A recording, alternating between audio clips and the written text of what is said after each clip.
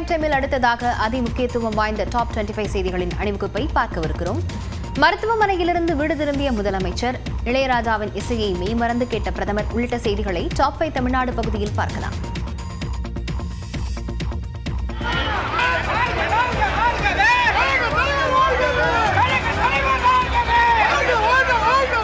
உடல்நலக்குறைவு காரணமாக மருத்துவமனையில் அனுமதிக்கப்பட்ட முதலமைச்சர் மு.க.ஸ்டாலின் வீடு திரும்பிய நிலையில் தொண்டர்கள் உற்சாகமாக வரவேற்பு அளித்தனர்.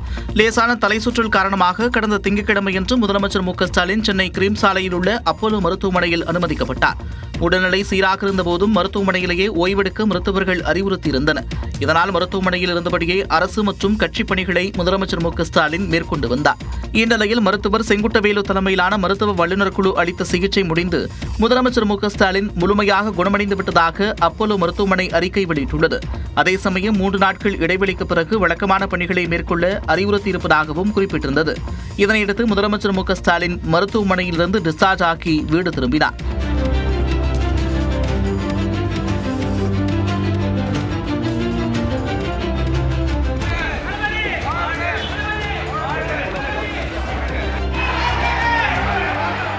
நலம் பெற்று வீடு திரும்பியதாக தனது எக்ஸ் பக்கத்தில் குறிப்பிட்டுள்ள முதலமைச்சர், நலம் பெற வாழ்த்தியவர்களுக்கும் சிகிச்சை தந்த மருத்துவர்களுக்கும் நன்றி கூறினார். மக்களுக்கான உழைப்பை வழங்கும் தனது கடமையை என்றும் தொடர்வேன் என்றும் குறிப்பிட்டுள்ளார்.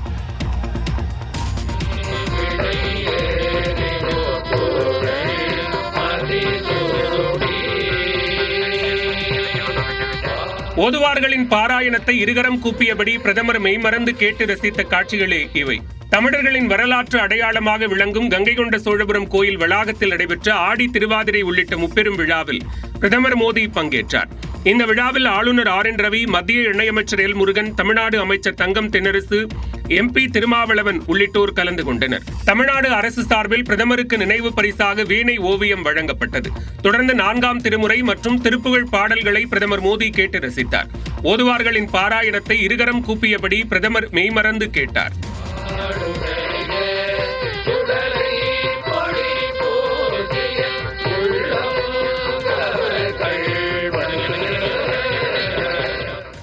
ஆயிரம் ஆண்டுகளுக்கு முன்பு முதலாம் ராஜேந்திரன் மேற்கொண்ட வெற்றி பயணத்தின் நினைவாக மத்திய அரசு சார்பில் நினைவு நாணயத்தை பிரதமர் நரேந்திர மோடி வெளியிட்டார்.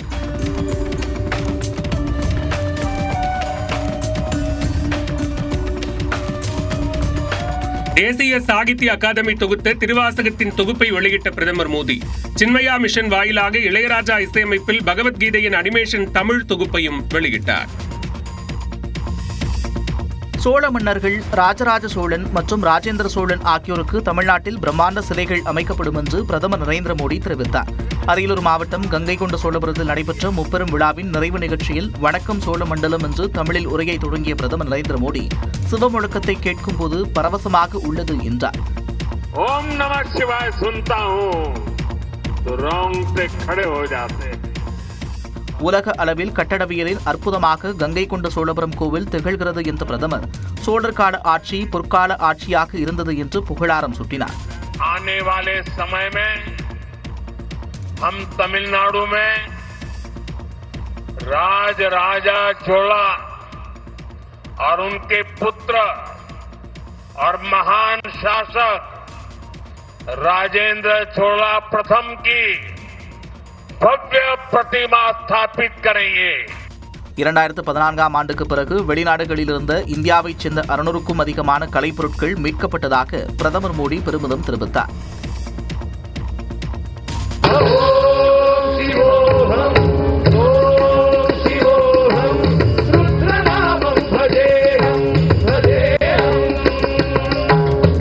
கங்கை கொண்ட சோழபுரத்தில் ராஜேந்திர சோழனின் முப்பெரும் விழாவில் பிரதமர் மோடி முன்னிலையில் இளையராஜா நடத்திய இசை நிகழ்ச்சி கேட்போரை மெய்மறக்கச் செய்தது. நிகழ்ச்சியில் முதலில் நான் கடவுள் படத்தில் இடம்பெற்ற ஓம் சிவோகம் பாடலை இளையராஜாவின் குழுவினர் பாடினர்.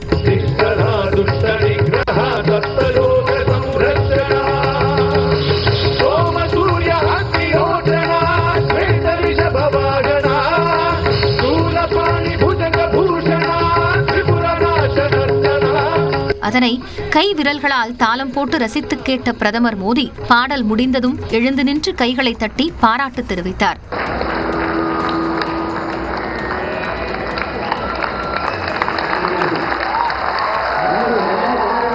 அருணகிரிநாதரால் இயற்றப்பட்ட திருப்புகழ் பாடலையும் பாடி கூட்டத்தை மெய்சிலிர்க்க வைத்தனர்.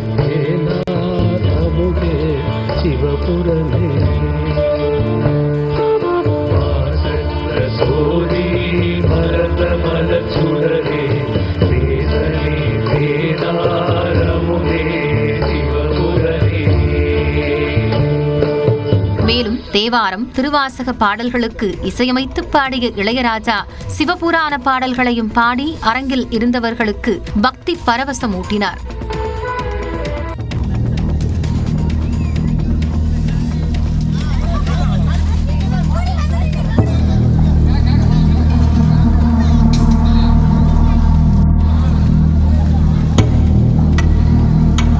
திருநெல்வேலி மாவட்டத்தில்தான் தாமிரபரணி ஆற்றை இப்படி அபாயகரமான முறையில் கடக்கிறார்கள் பக்தர்கள். பாபநாசம் அருகே மேற்கு தொடர்ச்சி மலையில் உள்ள காரையாறு சொரிமுத்து ஐயனார் கோயிலில் ஆடி அமாவாசை விழா ஆண்டுதோறும் கோலாகலமாக நடைபெறும். அதனையொட்டி முண்டந்துறை செல்லும் வழியில் உள்ள பழைய பட்டவராயன் கோயிலுக்கும் பல பக்தர்கள் சென்றுள்ளனர். கோயிலுக்கு சென்றுவிட்டு திரும்பிய போது திடீர் மழையால் தாமிரபரணி ஆற்றில் வெள்ளப்பெருக்கு ஏற்பட்டது. அதனை கடந்து சாலைக்கு வர முடியாமல் பக்தர்கள் தவித்தனர். பின்பு வனத்துறை கட்டியிருந்த கயிற்றை பிடித்துக் கொண்டு ஆபத்தான முறையில் குழந்தைகள் மற்றும் பாத்திரங்களுடன் ஆற்றை கடந்தனர்.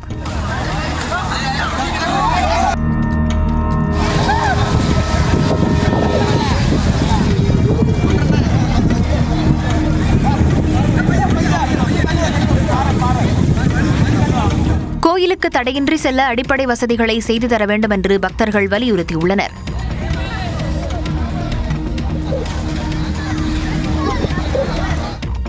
தமிழ்நாட்டின் அரசியல் களத்தை பரபரப்பாக்கிய செய்திகளை டாப் 5 அரசியல் செய்திகள் பகுதியில் பார்க்கலாம். அது அற்புதமான ஒரு திருப்புமுனை. அவர் நாடாளுமன்ற உறுப்பினர் என்ற முறையில் பாரத பிரதமரை வரவேற்றது. அவர் தமிழகத்தின் மீது வைத்திருக்கின்ற ஒரு பெருமையை, புகழை பிரதமர் மோடி அவர்கள் வைத்திருக்கிறார்கள் என்று தெரிந்து அந்த நிகழ்ச்சியிலே அவர் கலந்து கொண்டது சிறப்புக்குரியது, போற்றலுக்குரியது. கங்கை கொண்ட சோழபுரத்தில் பிரதமரின் நிகழ்ச்சியில் விசிக தலைவர் திருமாவளவன் பங்கேற்றது குறித்து அதிமுக முன்னாள் அமைச்சர் ராஜேந்திர பாலாஜி தெரிவித்த கருத்துக்கள் தான் இவை. சிவகாசியில் செய்தியாளர்களிடம் பேசிய அவர் அதிமுக பாஜக கூட்டணி பலமாக இருப்பதாகவும் தெரிவித்தார். இந்த நிலையில் தேசிய ஜனநாயக கூட்டணியில் தாங்கள் இல்லை என தேமுதிக இளைஞரணி செயலாளர் விஜயபிரபாகரன் விளக்கம் அளித்துள்ளார். நாங்கள் இருக்கோமா கேட்குறேன். இருந்தீங்கன்னா புரியல எனக்கு. சரி, நாங்கள் தான் இருக்கோம், அவர் வந்து பார்க்கலாம்ல. தேவைப்படும் போது பிரதமர் மோடியை சந்திப்போம் என்றும் விஜயபிரபாகரன் தெரிவித்தார். மதிமுகவில் உட்கட்சி ஜனநாயகத்தை பாதுகாக்க வலியுறுத்தி உண்ணாவிரதம் இருக்கப் போவதாக மல்லை சத்யா அறிவித்துள்ள நிலையில் அவரை உண்ணாவிரதம் இருக்க சொல்லுங்கள், உடல் நலத்திற்கு நல்லது என மதிமுக முதன்மை செயலாளர் துரை வைகோ தெரிவித்துள்ளார். சென்னையில் உள்ள மதிமுக தலைமை அலுவலகத்தில் துரை வைகோ தலைமையில் 100க்கும் மேற்பட்ட மாற்றுக் கட்சியினர் மதிமுகவில் இணையும் நிகழ்வு நடைபெற்றது. இதனைத் தொடர்ந்து செய்தியாளர்களை சந்தித்த துரை வைகோ மல்லை சத்யா மீது ஒழுங்கு நடவடிக்கை எடுப்பது குறித்து பொதுச் செயலாளர் முடிவெடுப்பார் என கூறினார். உண்ணாவிரதம் பொறுத்த வரைக்கும் உடல் ஆரோக்கியத்துக்கும் மன ஆரோக்கியத்துக்கும் நல்ல விஷயம். தயவுசெய்து இருக்க சொல்லுங்க, ஒரு நாள் இருக்க சொல்லுங்க. என்னுடைய வாழ்த்துக்கள். திருச்சி விமான நிலையத்தில் பிரதமர் நரேந்திர மோடியை மரியாதை நிமித்தமாக வரவேற்றதாக அவர் கூறினார். மேலும் மல்லை சத்யா விவகாரத்தை கடந்து செல்ல நினைப்பதாக துரை வைகோ தெரிவித்தார். அண்ணாவின் கொள்கைகளை திமுக கடைபிடிப்பதில்லை என பாமக தலைவர் அன்புமணி ராமதாஸ் விமர்சித்துள்ளார். தமிழக உரிமை மீட்பு பயணம் என்ற பெயரில் நடைபயணம் மேற்கொண்டுள்ள அவர் அதன் 3வது நாளான நேற்று காஞ்சிபுரத்தில் உரையாற்றினார். அப்போது அண்ணா தொடங்கி திமுக தடமாறிவிட்டதாக சாடினார். திமுக அண்ணா பெயரை சொல்வதற்கு தகுதி இழந்து விட்டது. அண்ணாவுடைய கொள்கைகளை ஒன்றை கூட திமுக கடைபிடிக்கவில்லை. அண்ணா அவர்கள் கடைபிடித்த முக்கிய கொள்கை பூரண மதுவிலக்கு. பூரண மதுவிலக்கு. இந்த மண்ணிலே பிறந்த அண்ணா அவர்கள் தமிழ்நாட்டில் ஒரு சொட்டு சாராயம் கூட இருக்கக்கூடாது என்று அவர் உயிர் வாழ்கின்ற வரை அதை நிறைவேற்றினார்கள். தொடர்ந்து பேசிய அவர் 1931ஆம் ஆண்டு மேற்கொள்ளப்பட்ட சாதிவாரி மக்கள் தொகை கணக்கெடுப்பின் அடிப்படையில் தான் தற்போது வரை மக்கள் நல திட்டங்கள் செயல்படுத்தப்பட்டு வருவதாக குற்றம் சாட்டினார். இந்த கணக்கு வச்சு தெரியுமா இன்னைக்கு இடஒதுக்கீடு கொடுக்கறாங்க? எந்த கணக்கு வச்சு தெரியுமா கொடுக்கறாங்க? 1931 எப்போ வெள்ளக்காரன் காலத்தில் எடுத்த கணக்கெடுப்பு வச்சுதான் இன்னைக்கு இடஒதுக்கீடு இந்தியாவில் கொடுத்துட்டு இருக்காங்க, தமிழ்நாட்டில் கொடுத்துட்டு இருக்கிறாங்க. வெக்கக்கேடு, இதெல்லாம் வெக்கக்கேடு. பரந்தூரில் விமான நிலையம் அமைப்பதை கைவிட வேண்டுமென வலியுறுத்திய அன்புமணி அதற்கு பதிலாக திருப்போரூரில் அமைக்க வேண்டுமென குறிப்பிட்டார். மத்திய காங்கிரஸ் ஆட்சியை விட 3 மடங்கு அதிகமாக நிதி ஒதுக்கியிருப்பதாக பிரதமர் மோடி கூறியதில் ஆச்சரியப்பட எதுவும் இல்லை என்று முன்னாள் மத்திய நிதியமைச்சர் ப. சிதம்பரம் தெரிவித்துள்ளார். தூத்துக்குடி விமான நிலையத்தின் புதிய முனையத்தை திறந்து வைத்து பேசிய பிரதமர் மோடி, தமிழ்நாட்டிற்கு காங்கிரஸ் ஆட்சியோடு ஒப்பிடும்போது பாஜக ஆட்சியில் கடந்த 10 ஆண்டுகளில் 3 மடங்கிற்கும் அதிகமாக நிதி ஒதுக்கீடு செய்யப்பட்டதாக தெரிவித்தார். இந்நிலையில் இதுகுறித்து எக்ஸ் பக்கத்தில் பதிவிட்டுள்ள ப. சிதம்பரம், காங்கிரஸ் கூட்டணியின் 10 ஆண்டு ஆட்சியின் ஒதுக்கீட்டையும் பாஜக கூட்டணியின் 11 ஆண்டு ஆட்சியின் ஒதுக்கீட்டையும் மட்டும் பிரதமர் மோடி ஒப்பிட்டு பார்த்திருப்பதாக குறிப்பிட்டுள்ளார். இந்திய பொருளாதாரம் வளரும் போது ஆண்டு பட்ஜெட்டின் அளவும் வளரும், மொத்த செலவினமும் வளரும் என்று அவர் தெரிவித்துள்ளார். உதாரணமாக 2013-14 ஆண்டில் மத்திய அரசின் முழு செலவு 15,90,434 கோடி ரூபாயாக இருந்த சூழலில் 2024-25 காலத்தில் அந்த செலவு தொகை 47,16,487 கோடி ரூபாயாக இருப்பதை சுட்டிக்காட்டியுள்ளார். மத்திய அரசின் மொத்த செலவு 3 மடங்கிற்கு மேல் இருக்கும் போது ஒதுக்கீடுகளும் 3 மடங்கு அதிகமாக இருப்பதில் ஆச்சரியம் அல்லது விதிவிலக்கு என்ன என அவர் வினவியுள்ளார். 10 அல்லது 11 ஆண்டுகளுக்கு பிறகு தற்போதைய ஒதுக்கீடுகள் இதைவிட 3 மடங்கு அதிகமாக அல்லது இன்னும் அதிகமாகவும் இருக்கும் என்றும் முன்னாள் அமைச்சர் சிதம்பரம் தெரிவித்துள்ளார்.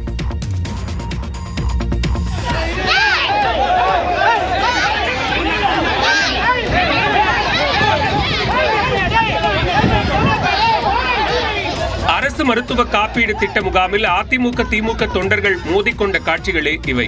சென்னையை அடுத்த நெற்குன்றத்தில் அரசு சார்பில் மருத்துவ காப்பீடு திட்ட முகாமுக்கு ஏற்பாடு செய்யப்பட்டிருந்தது. ஆனால் அந்த பகுதியின் அதிமுக கவுன்சிலர் சத்யநாதனிடம் தெரிவிக்காமல் இதற்கான ஏற்பாடுகளை மதுரவாயல் சட்டமன்ற உறுப்பினர் கணபதி செய்ததாக கூறப்படுகிறது. இதனைத் தொடர்ந்து தனது வார்டில் நடந்த அரசு முகாமிற்கு உரிய தகவல் அளிக்கவில்லை என கூறி அதிமுக கவுன்சிலர் சட்டமன்ற உறுப்பினரிடம் வாக்குவாதத்தில் ஈடுபட்டார். அப்போது அங்கிருந்த 2 கட்சிகளின் தொண்டர்களுக்கும் இடையே கைகலப்பு ஏற்பட்டது.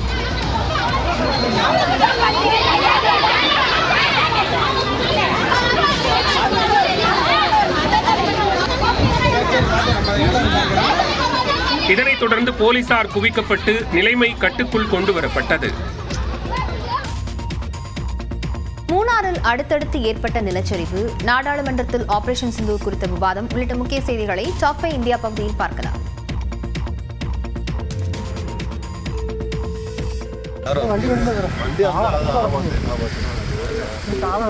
கேரள மாநிலம் இடுக்கி மாவட்டத்தில் உள்ள மூணாற்றில் கனமழையால் 2 இடங்களில் நிலச்சரிவு ஏற்பட்டது.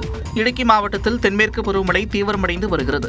மூணாறு பகுதியில் பெய்த கனமழையால் கொச்சி ராமேஸ்வரம் தேசிய நெடுஞ்சாலையில் பழைய அரசு கலை மற்றும் அறிவியல் கல்லூரி அருகே நிலச்சரிவு ஏற்பட்டது. இதில் அங்கு நிறுத்தி வைக்கப்பட்டிருந்த லாரி சிக்கிக்கொண்ட நிலையில் லாரி ஓட்டுநரான அந்தோணியார் நகரைச் சேர்ந்த கணேசன் பரிதாபமாக உயிரிழந்தார்.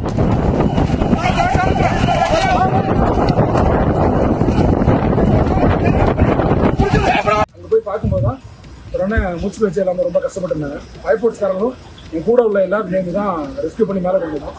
மேலே கூட்டு வந்து இப்போ ரொம்ப ட்ரை பண்ணி பார்த்தோம். ஜிஹெச்சில் டாக்டர்ஸும் ரொம்ப ட்ரை பண்ணாங்க.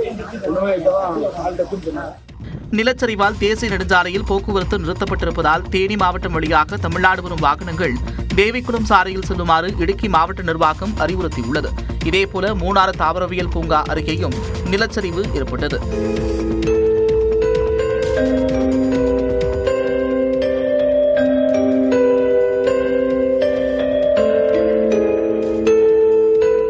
முன்னெச்சரிக்கையாக அந்த பகுதியில் போக்குவரத்து நிறுத்தப்பட்டதால் நல்வாய்ப்பாக உயிர் சேதம் ஏற்படவில்லை.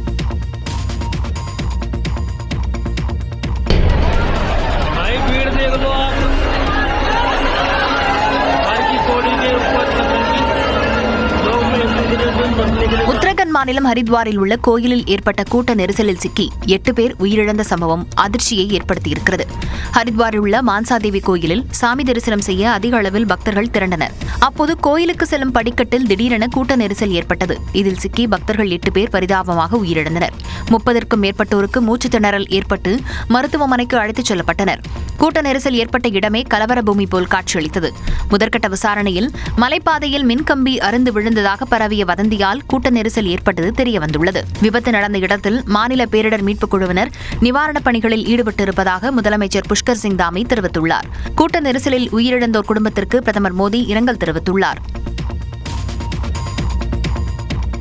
நாடாளுமன்றத்தில் ஆபரேஷன் சிந்தூர் குறித்து 16 மணி நேர விவாதம் இன்று தொடங்க உள்ளது. கடந்த வார திங்கட்கிழமை நாடாளுமன்ற மழைக்கால கூட்டத்தொடர் தொடங்கியது முதல் ஆபரேஷன் சிந்தூர் குறித்து விவாதிக்க கோரி காங்கிரஸ் உள்ளிட்ட எதிர்க்கட்சிகள் அமளியில் ஈடுபட்டு வருகின்றன. இந்நிலையில் ஆபரேஷன் சிந்தூர் குறித்து மக்களவை மற்றும் மாநிலங்களவையில் 16 மணி நேரம் விவாதம் நடத்த மத்திய அரசு ஒப்புக்கொண்டது. மக்களவையில் அமைச்சர் ராஜ்நாத் சிங் விவாதத்தை தொடங்கி வைக்கும் நிலையில் அவரை தொடர்ந்து உள்துறை அமைச்சர் அமித்ஷா, வெளியுறவுத்துறை அமைச்சர் ஜெய்சங்கர் உள்ளிட்டோர் விளக்கமளிக்க உள்ளனர். அப்போது பிரதமர் மோடியும் ஆபரேஷன் சிந்தூர் குறித்து விளக்கமளிப்பார் என தகவல் வெளியாகியுள்ளது. இதேபோன்று மாநிலங்களவையில் ஆபரேஷன் சிந்தூர் குறித்து நாளை விவாதம் தொடங்குகிறது.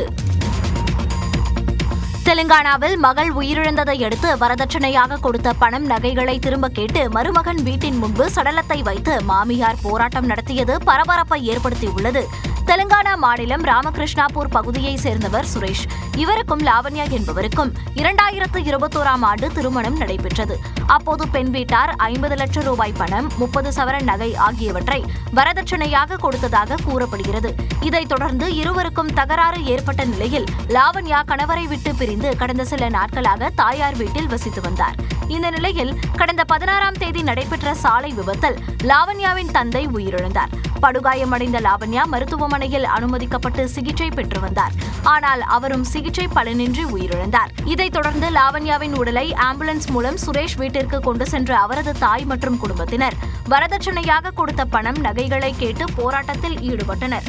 2 நாட்களாக போராட்டம் நடந்து வந்ததை அடுத்து சம்பவ இடத்திற்கு வந்த போலீசார் அவர்களுடன் பேச்சுவார்த்தை நடத்தி அனுப்பி வைத்தனர்.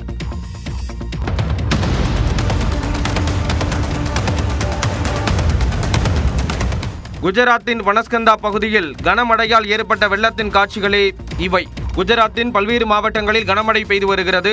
பனஸ்கந்தாவில் கொட்டி தீர்த்த கனமழையால் தாழ்வான பகுதிகளில் உள்ள சாலைகளை வெள்ளம் சூழ்ந்தது. வெள்ளத்தால் கடுமையான போக்குவரத்து பாதிப்பு ஏற்பட்டது. போக்குவரத்து நெரிசல் மற்றும் வெள்ளத்தால் வாகன ஓட்டிகள் அவதிக்குள்ளாகினர்.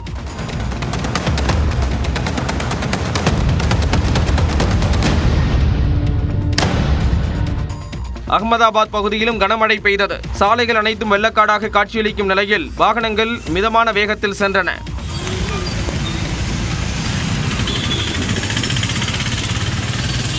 அந்த மாநிலத்தில் செவ்வாய்க்கிழமை வரை கனமழை பெய்யும் என இந்திய வானிலை மையம் தெரிவித்துள்ளது. 12,000 பேரை பணி நீக்கம் செய்யும் TCS, காங்கோவில் நடந்த துப்பாக்கிச்சூடு, டிராவில் முடிந்த 4வது டெஸ்ட் உள்ளிட்டவற்றை டாப் 5 உலகம் பகுதியில் பார்க்கலாம். சுமார் 12,000 பேரை பணி நீக்கம் செய்ய உள்ளதாக TCS நிறுவனம் அறிவித்துள்ளது பெரும் அதிர்ச்சியை ஏற்படுத்தியுள்ளது. இந்தியாவில் மிகப்பெரிய மென்பொருள் சேவை நிறுவனமான TCS நிறுவனத்தில் 6,13,000 ஊழியர்கள் பணியாற்றுகின்றனர். இந்நிலையில் தங்களது நிறுவனத்தில் 2% ஊழியர்களை பணி நீக்கம் செய்ய உள்ளதாக அந்த நிறுவனம் அறிவித்துள்ளது. இதனால் அந்த நிறுவனத்தில் பணியாற்றும் 12,200 ஊழியர்கள் வேலையை இழக்க உள்ளனர். நாடு முழுவதும் உள்ள தங்களது கிளைகளில் நடப்பு நிதியாண்டுக்குள் இந்த நடவடிக்கை எடுக்கப்படும் என்று அந்நிறுவன CEO கீர்த்திவாசன் தெரிவித்துள்ளார். AI பயன்பாட்டினை தங்கள் நிறுவனத்தில் பெரிய அளவில் அதிகரித்திருப்பதாக குறிப்பிட்ட கீர்த்திவாசன் எதிர்காலத்திற்கு தேவையான திறன்களை மதிப்பீடு செய்து வருவதாகவும் தெரிவித்துள்ளார். இது கடினமான முடிவு என்றாலும் நிறுவனத்தை பலப்படுத்தும் நோக்கில் இந்த நடவடிக்கை எடுக்கப்பட்டுள்ளதாகவும் அவர் தெரிவித்துள்ளார். மேலும் இந்த பணிநீக்க நடவடிக்கைகளுக்கு AI காரணம் அல்ல என்றும் எதிர்காலத்திற்கான திறன்களை தயாராக வைத்திருப்பதற்கே இந்த நடவடிக்கை என்றும் கீர்த்திவாசன் தெரிவித்துள்ளார்.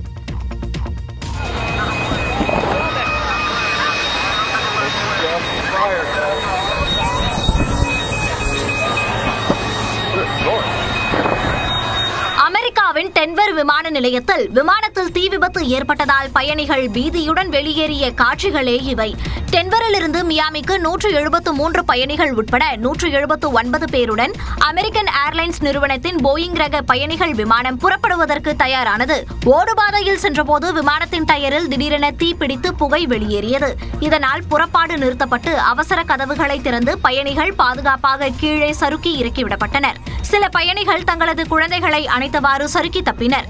எனினும் ஒருவருக்கு லேசான காயம் ஏற்பட்டது.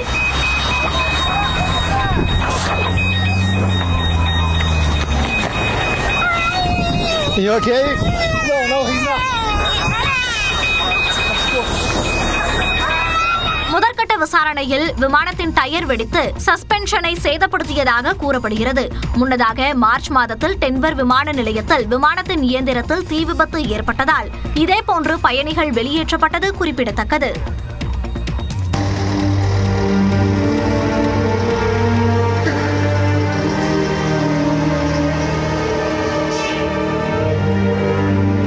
பட்டினியால் வாடும் காசா நகர மக்களுக்காக எகிப்திலிருந்து நூற்றுக்கணக்கான ட்ரக்குகள் மூலம் நிவாரணப் பொருட்கள் அனுப்பி வைக்கப்பட்ட காட்சிகள்தான் இவை. போரால் பாதிக்கப்பட்ட காசா பகுதியில் உணவு தட்டுப்பாடு காரணமாக குழந்தைகள், பெண்கள் கொத்து கொத்தாக உயிரிழந்து வந்த நிலையில் காசா பகுதியில் போர் விமானம் மூலம் நிவாரணப் பொருட்கள் அடங்கிய பெட்டிகளை பாராசூட் மூலம் கீழே போடப்படும் காட்சிகளை இஸ்ரேல் ராணுவம் வெளியிட்டுள்ளது. பாலஸ்தீனத்தின் அண்டை நாடான ஜோர்டான் நாட்டின் உதவியுடன் இந்த நிவாரணப் பொருட்கள் அனுப்பி வைக்கப்பட்டுள்ளன.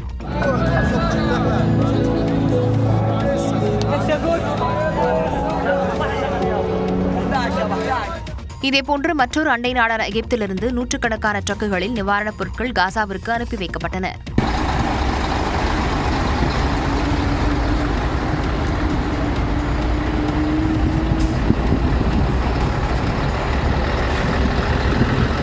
நிவாரணப் பொருட்களை தடையின்றி விநியோகிக்க ஏதுவாக காசா நகரில் 3 இடங்களில் நாள் ஒன்றுக்கு 10 மணி நேரம் சண்டை நிறுத்தம் கடைபிடிக்கப்படும் என்று இஸ்ரேல் அறிவித்துள்ளது. இதற்கிடையே காசாவில் போர் மற்றும் பட்டினியால் உயிரிழந்தோர் எண்ணிக்கை 59,821 உயர்ந்திருப்பதாக காசா சுகாதாரத்துறை தெரிவித்துள்ளது. கிழக்கு காங்கோவில் தேவாலயத்தில் நுழைந்து கிளர்ச்சியாளர்கள் நடத்திய துப்பாக்கிச் சூட்டில் 38 பேர் கொல்லப்பட்டனர். கிழக்கு காங்கோவின் கொமாண்டா பகுதியில் அமைந்துள்ள தேவாலயத்தில் பிரார்த்தனை கூட்டம் நடைபெற்றுக் கொண்டிருந்தது. ஆண்கள், பெண்கள் என ஏராளமானோர் இரவு திருப்பலியில் பங்கேற்றிருந்தனர். அப்போது அதிகாலை 1 மணி அளவில் துப்பாக்கி, கத்தி உள்ளிட்ட பயங்கர ஆயுதங்களுடன் தேவாலயத்திற்குள் நுழைந்த கிளர்ச்சியாளர்கள் கண்மூடித்தனமாக துப்பாக்கிச்சூடு நடத்தினர். இந்த ரத்தவெறி பிடித்த கொடூர தாக்குதல்களில் 38 பேர் பரிதாபமாக உயிரிழந்தனர். பலர் படுகாயம் அடைந்து உயிருக்கு போராடி கொண்டிருப்பதால் பலி எண்ணிக்கை மேலும் அதிகரிக்கும் என அஞ்சப்படுகிறது. மேலும் பலர் காணாமல் போனதாக கூறப்படுகிறது. இதனிடையே தேவாலயத்திற்கு அருகே இருந்த சில வீடுகள் மற்றும் கடைகள் தீ வைத்து கொளுத்தப்பட்டன. இந்த தாக்குதலை ISIS உடன் தொடர்பு கொண்ட ADF கிளர்ச்சியாளர்கள் நடத்தியுள்ளதாகவும் அவர்கள் தொடர்ந்து இவ்வாறு பொதுமக்கள் மீதான தாக்குதல்களை மேற்கொண்டு வருவதாகவும் கூறப்படுகிறது. இந்த கொடூர தாக்குதலுக்கு பல்வேறு நாடுகளும் கண்டனம் தெரிவித்துள்ளன. இந்தியா, இங்கிலாந்து அணிகள் மோதிய 4வது டெஸ்ட் போட்டி டிராவில் முடிவடைந்தது. இதன் மூலம் தொடர்ந்து 2-1 என்ற ஆட்டக்கணக்கில் இங்கிலாந்து அணி முன்னிலை வகிக்கிறது. இந்த போட்டி டிரா ஆனதால் இந்திய அணி தொடரை வெல்லும் வாய்ப்பை இழந்துள்ளது. மான்செஸ்டர் நகரில் உள்ள ஓல்டு டஃபோர்ட் மைதானத்தில் நடைபெற்ற இந்த போட்டியில் டாஸ் வென்ற இங்கிலாந்து அணி முதலில் பந்துவீச்சை தேர்வு செய்தது. அதன்படி முதல் இன்னிங்ஸை தொடங்கிய இந்திய அணி 358 ரன்கள் சேர்த்தது. இதனைத் தொடர்ந்து முதல் இன்னிங்ஸை தொடங்கிய இங்கிலாந்து ரூட் மற்றும் ஸ்டோக்ஸ் சதத்தால் 669 ரன்கள் குவித்தது. 311 ரன்கள் பின்தங்கிய நிலையில் இரண்டாவது இன்னிங்ஸை தொடங்கிய இந்திய அணி ஆரம்பத்தில் 2 விக்கெட்டுகளை இழந்து தடுமாறியது. கடைசி நாளில் 2 விக்கெட் இழப்பிற்கு 174 ரன்களுடன் பேட்டிங்கை தொடங்கிய இந்திய வீரர்கள் விக்கெட் இழக்காமல் நிதானமாக விளையாடி டிராவை நோக்கி அழைத்துச் சென்றனர். ராகுல் 90 ரன்களும் கில் சதம் விளாசியும் அணியை சரிவில் இருந்து மீட்டனர். கடைசியாக ஜோடி சேர்ந்த வாஷிங்டன் சுந்தர் மற்றும் ஜடேஜா இருவரும் இணைந்து 200 ரன்களை கடந்ததுடன் அடுத்தடுத்து சதம் விளாசி கடைசி வரை ஆட்டம் இழக்காமல் இங்கிலாந்து வெற்றிக்கு முற்றுப்புள்ளி வைத்தனர். 4வது டெஸ்ட் போட்டி டிராவில் முடிவடைந்ததால் அடுத்த போட்டியில் இந்திய அணி கட்டாய வெற்றியை நோக்கி களமிறங்க உள்ளது. இந்த போட்டி 31ஆம் தேதி லண்டன் ஓவல் மைதானத்தில் தொடங்குகிறது. மதுரையில் நடைபெற்ற போதை ஒழிப்பு விழிப்புணர்வு மினி மாரத்தான் போட்டியில் வெற்றி பெற்ற மாணவ மாணவிகளுக்கு நடிகர் விமல் பரிசுகள் வழங்கி கௌரவித்தார். முறையான ஏற்பாடுகள் செய்யவில்லை என பாதிக்கப்பட்டவர்கள் மேடையில் ஏறி நடிகர் விமலிடம் வாக்குவாதத்தில் ஈடுபட்டதால் பரபரப்பு ஏற்பட்டது.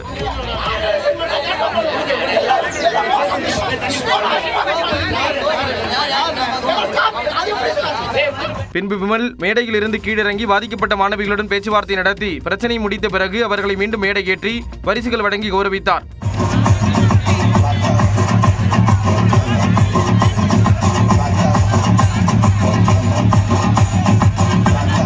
போதைப் பொருட்களுக்கு எதிரான மினி மாரத்தான் போட்டி மதுரை அருகே உள்ள உலகநேரியில் நடைபெற்றது. இதில் 1000க்கும் மேற்பட்ட மாணவ மாணவிகள் பொதுமக்கள் பங்கேற்று ஓடினர். இதில் நடிகர் விமல் சிறப்பு விருந்தினராக கலந்து கொண்டு வெற்றி பெற்றவர்களுக்கு பரிசுகளை வழங்கி கொண்டிருந்தார். அப்போது தண்ணீர் முறையாக விநியோகிக்கப்படவில்லை என்றும் பங்கேற்றவர்களுக்கு சான்றிதழ் வழங்கவில்லை என்றும் பெண்கள் மேடை ஏறி வாக்குவாதத்தில் ஈடுபட்டனர். பிறகு அவரே பேசி பிரச்சனையை தீர்த்து வைத்து பாதிக்கப்பட்டவர்களை கௌரவித்தது நிகழ்ச்சியை ஏற்படுத்தியது.